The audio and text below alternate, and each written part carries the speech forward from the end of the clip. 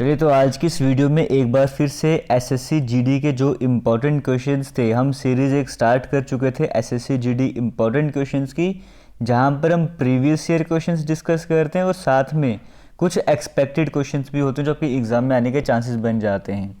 तो डे 1 हम कवर कर चुके थे। डे 1 के सभी क्वेश्चंस आपको यहाँ पर देखने को मिल रहे होंगे, उनके साथ में लास्ट में आंसर भी देखने को मिल रहे होंगे इस तरीके से। फिर डे 2 के क्वेश्चंस देखने को मिलेंगे आपको, फिर डे 2 के जो क्वेश्चंस हैं उनके आंसर भी यहाँ पर देखने को मिलेंगे। आज हम बढ़ रहे हैं डे 3 की तरफ, तो लास्ट में बता दूंगा क्वेश्चंस को रिवाइज कैसे करना है। तो स्टार्ट करते हैं। आज का पहला क्वेश्चन आपके सामने स्क्रीन में चल रहा है। आज के जितने भी क्वेश्चन हैं वो सभी के सभी प्रीवियस ईयर क्वेश्चन हैं एसएससी जीडी के। पहला क्वेश्चन आपके सामने स्क्रीन में चल रहा है। आपको कहा गया है, पूछा गया था एग्जाम में, हु वॉज, यहाँ से पता लगा सकते हो कि एग्जाम में किस तरह के क्वेश्चन आते हैं जीके से, ठीक है।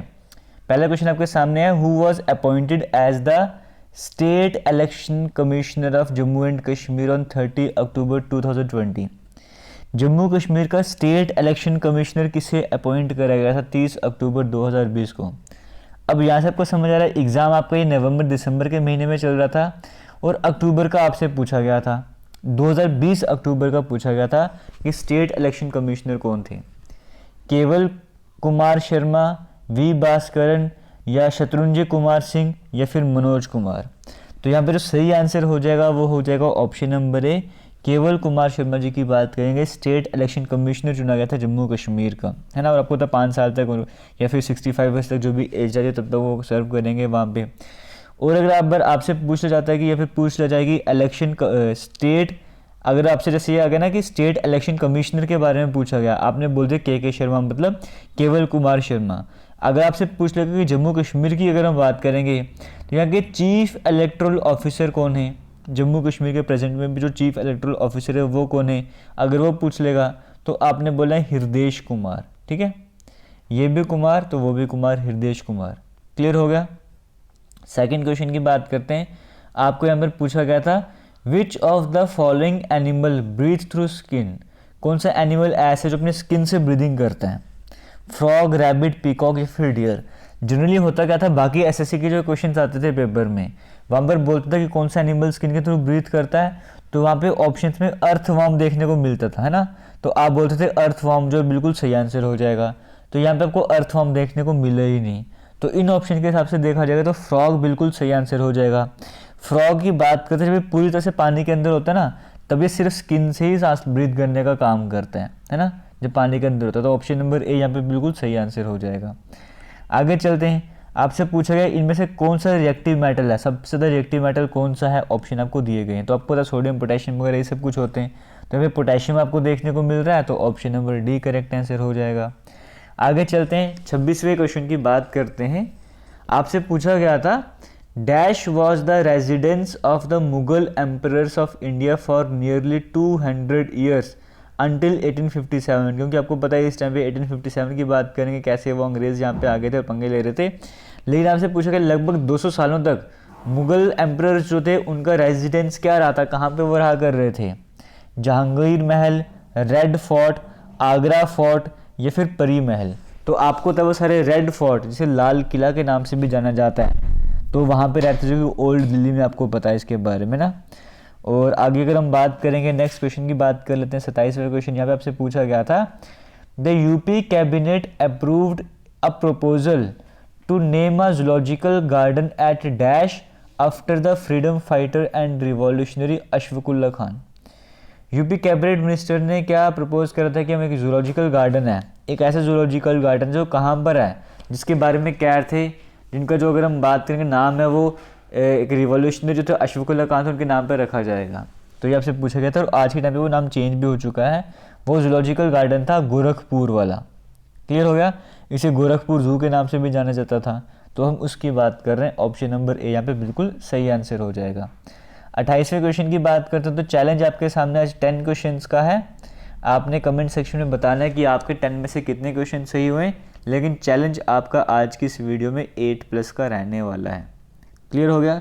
वीडियो अगर अच्छी लग रही है तो जितना हो सकता है शेयर ज़रूर कीजिएगा।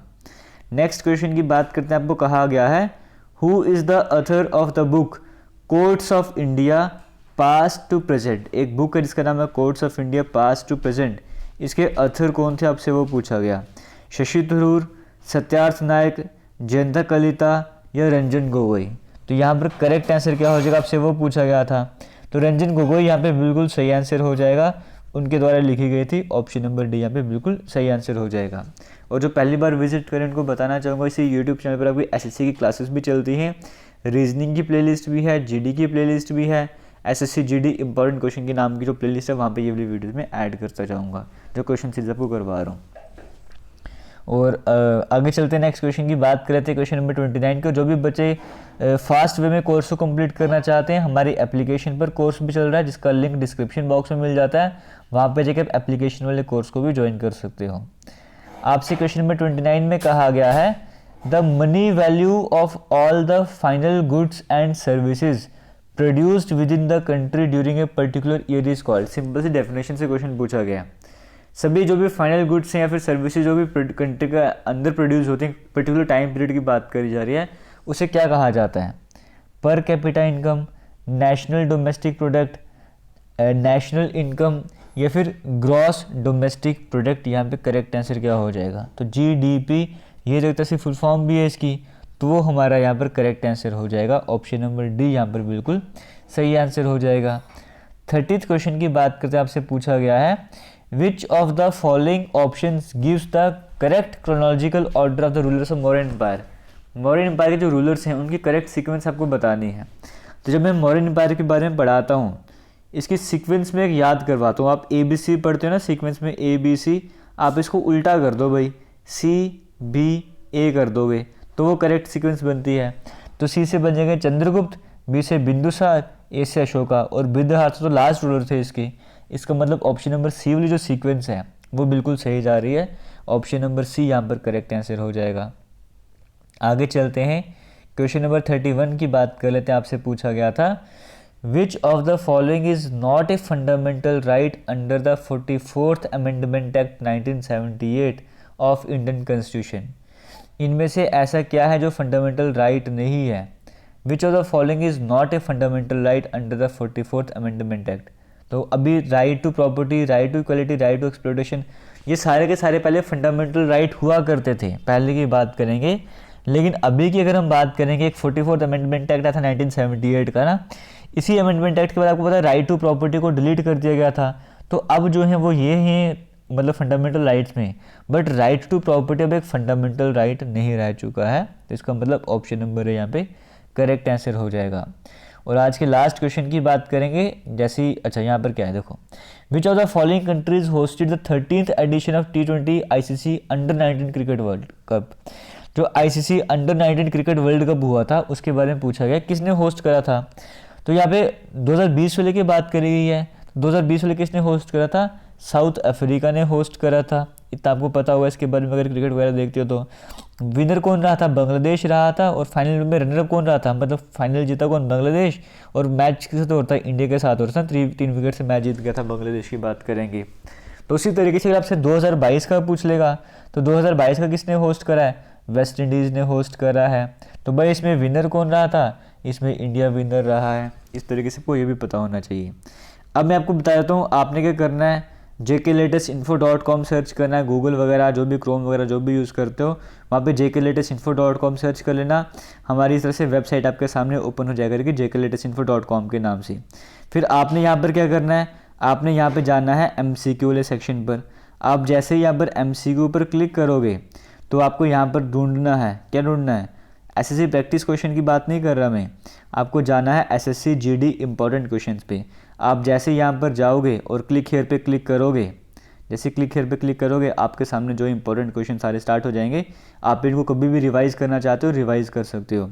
और दूसरी तरफ यहीं पे टेस्ट सीरीज़ भी आपको देखने को मिलता है। आप जैसे टेस्ट सीरीज़ पर जाओगे यहाँ पर आपको SSC GD के फ्री मॉक टेस्ट भी आपको देखने को मिलेंगे। क्लिक हेयर पे क्लिक करके फ्री मॉक टेस्ट भी अटेम्प्ट कर सकते हो। तो इसी के साथ वीडियो को एंड करते हैं, मिलेंगे नई वीडियो में। तब तक के लिए थैंक यू, जय हिंद।